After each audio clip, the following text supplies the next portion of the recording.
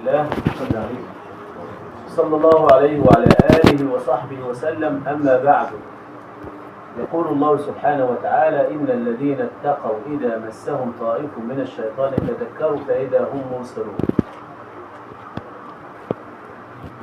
ويقول سبحانه وتعالى: فمن عفا وأصلح فأجره على الله.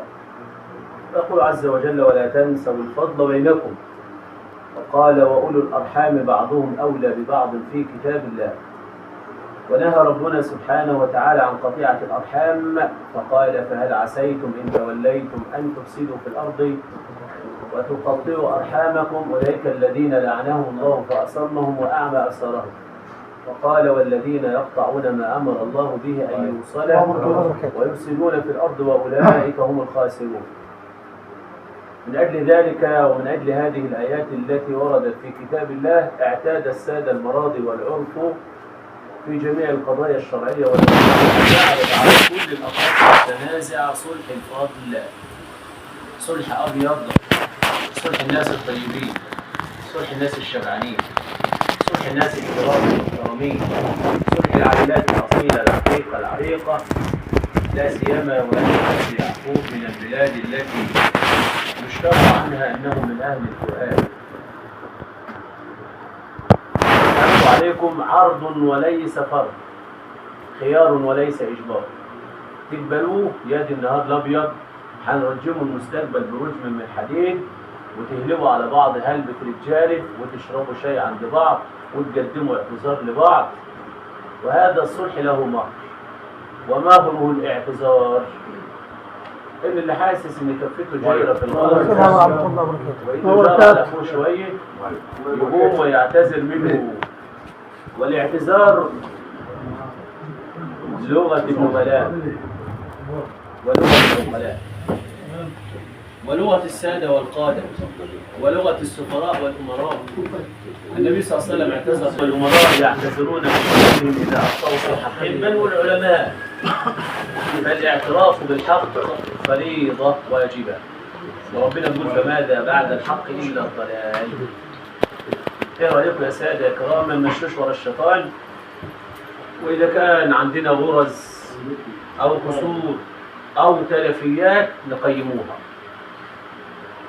نتكلموا في الغرز والقصور والتلفيات مباشرة ونقيموها، ونطلعوا من هنا رجل واحد ايدينا في ايدين بعض، ونقول إن حبيبنا النبي صلى الله عليه وسلم وهو أفضل خلق الله على الإطلاق، أفضل جميع النبيين والمرسلين والخلق أجمعين، وهو سيد الأولين والآخرين وخاتم النبيين، وهو إمام الأئمة، وهو سيد الإنس والجن أجمعين أبصعين أفتعين، وهو صلى الله عليه وسلم أفضل من الملائكة ومن جبريل وميكائيل وإسرافيل. هذا النبي ضرب وشج رأسه وأدمي قدميه ودخلت حدقة المغفر في وجنتيه، بالاصطلاح المعاصر بتاعنا غرز ظاهرة وباطنة ومدارية وعفا. يعني حتى ما خدش ثمنها زي العرف ما بيقول، عفا عفوا شاملا كاملا. وكسرت رباعيته، دخل في الكسور الديات، وقال: ما زاد الله عبدا بعفو إلا عزا. وقتل عمه. خلال النهارده دم بيسيل، مصالح القرى والعائلات والقبائل بتتعطل، ممكن مصالح مركز بحاله بتتعطل بسبب دم. قتل عم النبي صلى الله عليه وسلم وعفى. وصل الأمر إلى العرض الصريح في عرض زوج النبي صلى الله عليه وسلم، الصديقة بنت الصديق ابنة أبي بكر، الطاهرة الزكية النقية، العلم العالمة العاملة الدينة، حبيبتنا وحبيبة نبينا وأم المؤمنين. وعفى النبي صلى الله عليه وسلم. هجروه ورحلوه من بلده وعفى. وجيشوا الجيوش لقتله وقتلوا 70 من أصحابه. دماء 70 من أصحاب النبي من خيرة أصحاب النبي. ولما تمكن النبي صلى الله عليه وسلم من رقابهم في فتح مكة في جلسة زي دي بس كبيرة شوية، قال لهم: ايه رأيكم بقى؟ ماذا تظنون أني فاعل بكم؟ قالوا: أخ كريم وابن أخ كريم. قال: اذهبوا فأنتم الطرفان. المشاكل يا جماعتنا ما قدرتهاش غير ربنا، والمشاكل دي عاملة زي السبحة كده، أما تنقطع بتفرط حباية بعد حباية. احنا عندنا بلد فيها قتيل بسبب شوية مية انكبوا على عربية، وبلد فيها 2 قتيل بسبب كيس كراتين. شاب عنده 18 سنه بيهزر مع عيله طفل عندها 7 8 سنين، خد كيس الكاراتيه كامل. طلع دول ضربوه.